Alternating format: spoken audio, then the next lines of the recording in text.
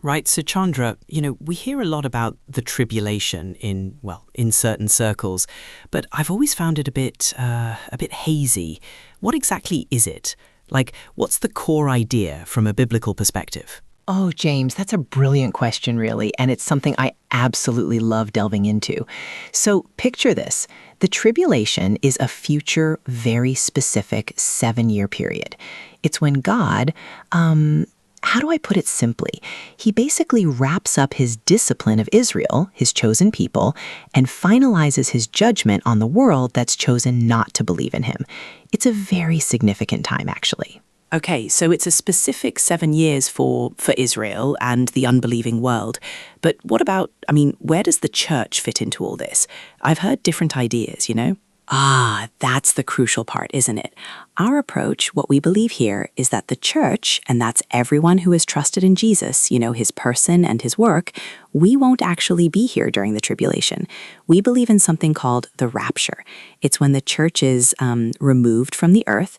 Think of it as being saved from the wrath to come, as 1 Thessalonians 5:9 says. It's a pre-tribulational view, meaning pre-tribulation. Right. The rapture happens before. So the tribulation itself, it sounds pretty intense. Is it called other things in the Bible? Because sometimes I see different terms and I get a bit, mixed up. You're spot on, James. It is intense. And yes, it's referred to by several names throughout Scripture, which can be a tad confusing if you're not used to it. The overarching term often associated with it is the day of the Lord. That's when God personally steps in, historically speaking, to really, really accomplish his plans, It's his big moment. The day of the Lord, right. So it's not just like a single day then? Oh no, not a literal 24-hour day, although it includes a time of intense intervention. It's a period. You'll see it called tribulation in the latter days in Deuteronomy. Then there's the Great Tribulation, which actually refers to the second half of that 7-year period, when things get even more severe, if you can imagine. Daniel calls it a time of distress, and Jeremiah, quite famously, names it the time of Jacob's trouble. Zephaniah paints a really vivid picture, describing it as a day of wrath, a day of distress, destruction, and anguish, a day of trouble and ruin, a day of darkness and gloom. It's pretty clear it won't be a picnic. Wow, that description from Zephaniah, definitely not a picnic. So this 7-year period, where does that number actually come from? Is there a specific prophecy that lays that out, or... Absolutely. That's where Daniel 9:24-27 comes into play. And it's just, it's fascinating, really. This passage, it reveals both the purpose and the precise timing of the tribulation. It speaks of 70 weeks declared against your people, meaning Daniel's people, the Jews, the nation of Israel.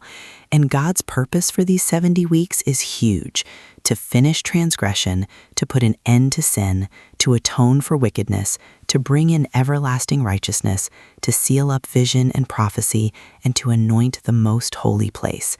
So really, it's all about Israel. 70 weeks, and that translates to 7 years.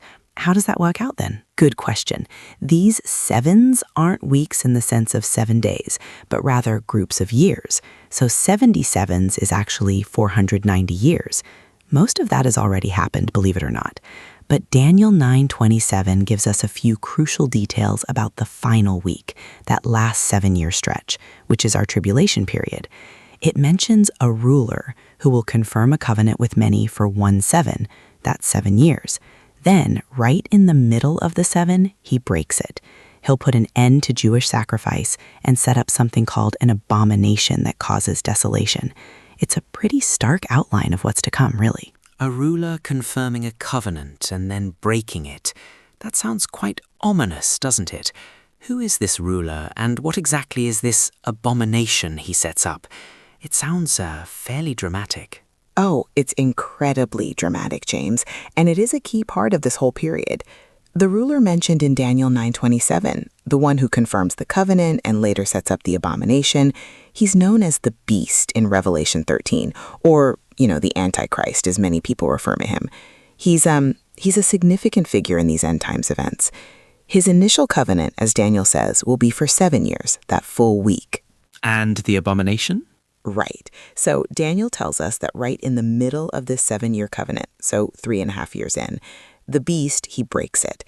He stops the Jewish sacrifices in the temple. Then Revelation 13, it explains that he'll actually place an image of himself in the temple and demand that the entire world worship him. This act, placing himself in God's place, is that abomination that causes desolation Jesus talks about in Matthew 24:15.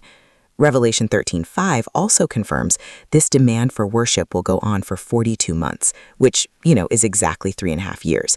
So the second half of the tribulation is basically dominated by the beast's reign and this mandated worship. So the first 3.5 years involve the covenant, and then the second half, the Great Tribulation, is when this beast really takes over and demands worship. It's all quite specific, isn't it? It really is, James, incredibly specific when you piece it all together from Scripture. That latter half, Daniel 7:25, also references it as a time, times, and half a time, which is another way of saying 3.5 years. This is when the oppression against God's people, particularly the Jews, becomes just really intense. But in all of this, in his mercy, God actually sets a limit on the duration. Jesus himself said if those days weren't cut short, no one would survive. It's a time of judgment, yes, but also a time of refinement for Israel. Refinement? What do you mean? Well, ultimately, the tribulation serves a dual purpose beyond just judgment. It's also the time when humanity's decadence, its depravity, truly reaches its peak, and God judges it. But vitally, it's also when Israel will repent of their sin and finally receive Jesus as their Messiah. This sets them up for a time of amazing blessing and restoration, like Zephaniah 3:9-20 describes. It's not just about wrath, it's also about bringing about God's ultimate plan for Israel. And, the question then becomes, what can we do now to escape that day of the Lord, that wrath to come? Right, that's the absolute critical question, isn't it? I mean, for someone listening to all this, hearing about all these intense future events, what's the takeaway? What should someone actually do? It is. It's the most important thing to grasp.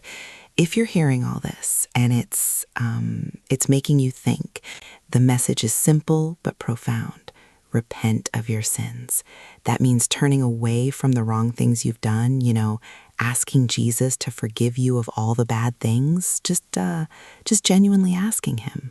So repentance and believing, truly believing that Jesus is Lord. You ask him to save you right now before it's too late.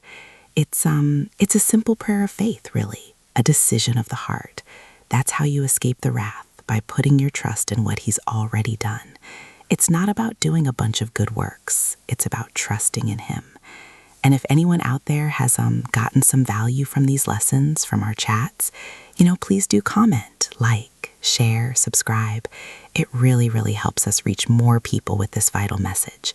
It means a lot.